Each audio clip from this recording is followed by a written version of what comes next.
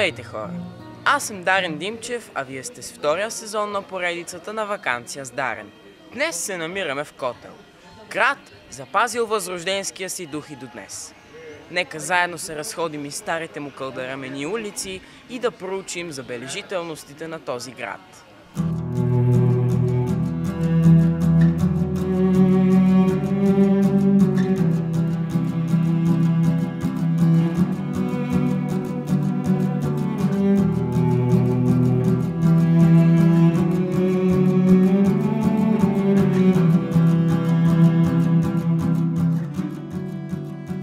В момента се намираме в музея на котленските възрожденци.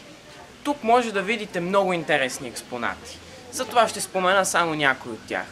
Балсамираното сърце на доктор Петър Берон, преписа, който Софроний Врачански направил на история славяно-българска, първия брой на първото българско списание Любословие и още много.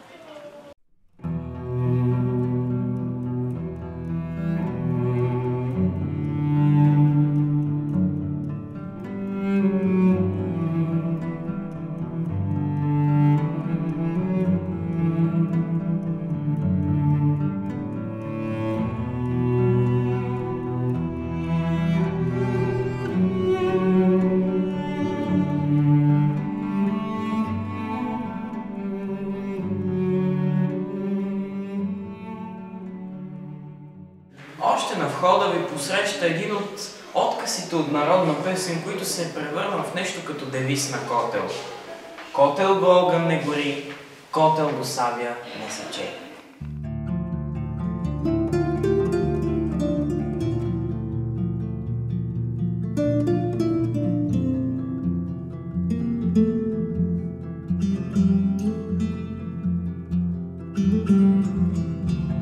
В една от залите на музея се помещават лични вещи на един от най-великите котленски възрожденци – Софроний Врачански, но може би най-отличаващ се е неговият жезъл.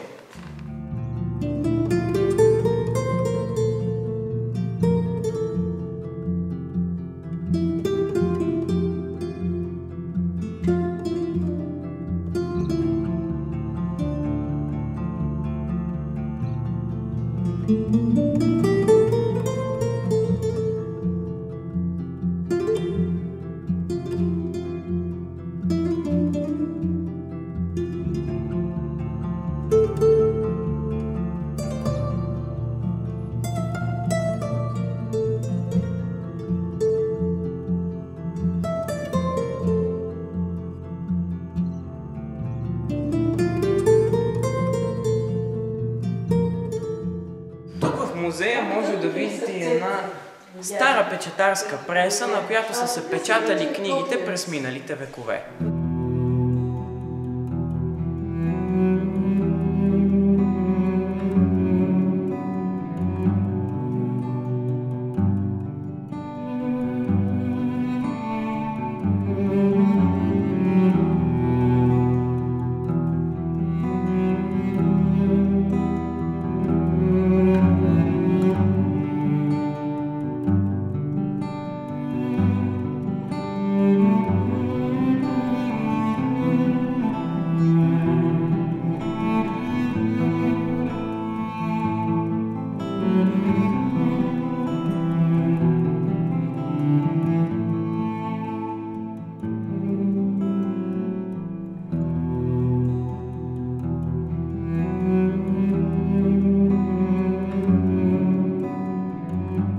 Тази година се навършват 200 години от издаването на първия рибен буквар. В тази връзка в Котленския музей може да видите в стъкленица балсамираното сърце на Петър Берон.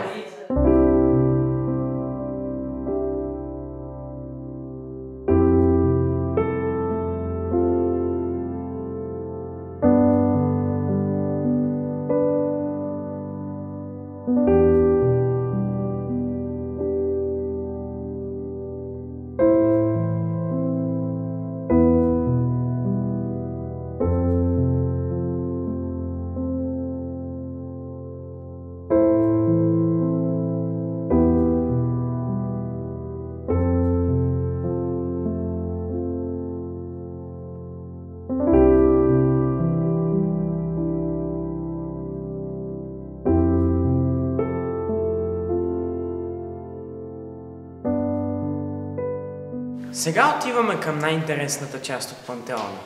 Мястото, където се помещава саркофага на Георги Раковски.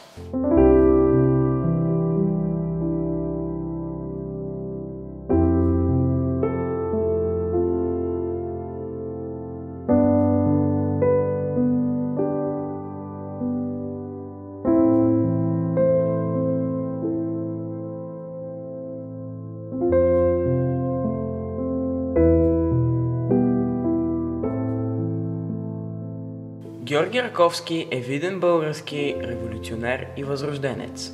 Роден е през 1821 година с рожденото име Съби Стойков Попович. Получава блестящо за времето си образование в Карловското училище и гимназията Куршум Чемеев в Цариград. Благодарение на това, по време на Кримската война става главен преводач на турската армия. Георги Раковски е познат и в българската литература.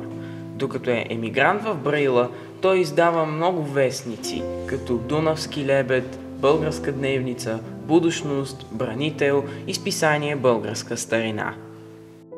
Като поет написва поемата Горски пътник, а като писател оставя след себе си многобройните си статии и няколко книги, в които изтъква древността на българите като народ и препоръчва събиране на материали за старата българска държава, песни, обичаи и вярвания.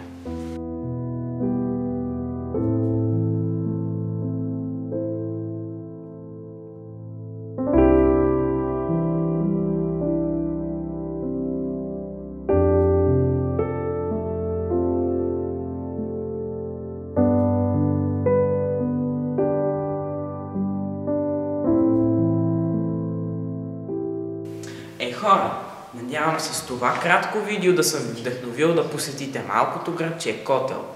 А от мен може да очаквате съвсем скоро нови епизоди на поредицата на Ваканция с Дарин. За сега довиждане и до следващия път!